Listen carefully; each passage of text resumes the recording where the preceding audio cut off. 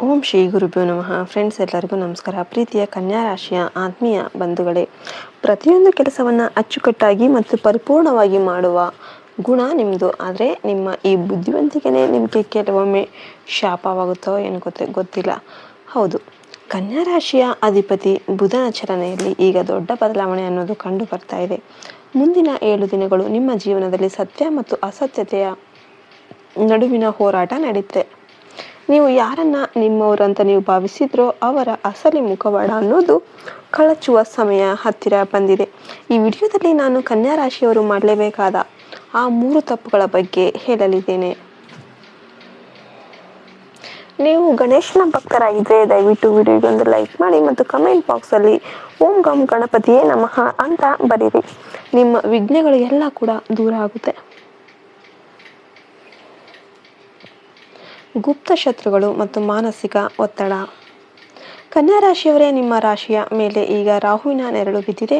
ಇದರರ್ಥ ನಿಮ್ಮ ಕೆಲಸದ ಸ್ಥಳದಲ್ಲಿ ಅಥವಾ ವ್ಯಾಪಾರದಲ್ಲಿ ಯಾರೋ ಒಬ್ಬರು ನಿಮ್ಮ ವಿರುದ್ಧ ಇಲ್ಲದ ಸಲ್ಲದ ಸುಳ್ಳು ಸುದ್ದಿಗಳನ್ನು ಹಬ್ಬಿಸ್ತಾ ಇರ್ತಾರೆ. ಅವರು ನಿಮ್ಮ ಮುಖದ ಮುಂದೆ ಸಿಹಿಯಾಗಿ ಮಾತನಾಡುತ್ತಾ ಬೆನ್ನ ಹಿಂದೆ ನಿಮ್ಮ ಕುಸಿತಕ್ಕೆ ದಾರಿಯನ್ನು ಹುಡುಕ್ತಾ ಇರ್ತಾರೆ.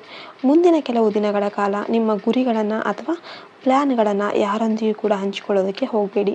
ನೀವು ಎಷ್ಟು ಮೌನವಾಗಿರ್ತೀರೋ ಅಷ್ಟು ಸುರಕ್ಷಿತವಾಗಿರ್ತೀರ.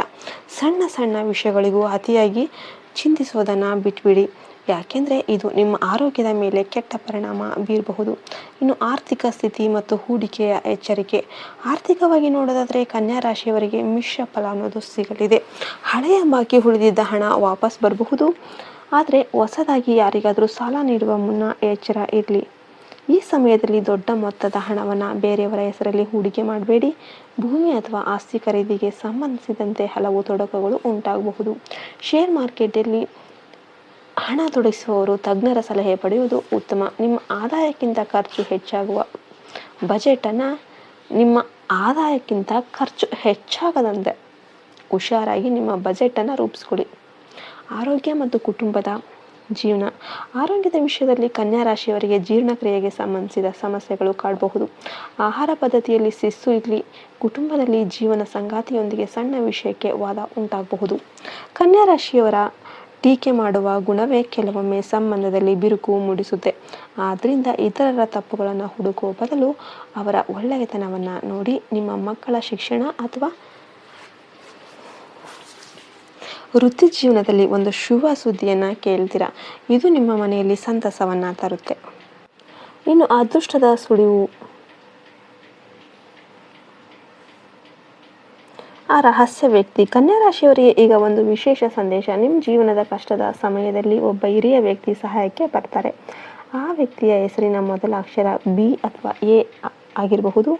ಅವರು ನೀಡುವ ಒಂದು ಚಿಕ್ಕ ಸಲಹೆ ಅಥವಾ ಮಾರ್ಗದರ್ಶನ ನಿಮ್ಮ ಆರ್ಥಿಕ ಸಮಸ್ಯೆಗಳನ್ನು ಬಗೆಹರಿಸುತ್ತೆ. ಜೊತೆಗೆ ನೀವು ಆಕಸ್ಮಿಕವಾಗಿ ಹಸಿರು ಬಣ್ಣದ ಗಿಳಿ ಅಥವಾ ಪಾರಿವಾಳವನ್ನು ನೋಡಿದರೆ ಅದು ಬುಧ ದೇವರು ನಿಮ್ಮ ಮೇಲೆ ಪ್ರಸನ್ನ ಆಗಿದ್ದಾನೆ ಎಂಬುದರ ಸಂಕೇತವಾಗಿರುತ್ತೆ.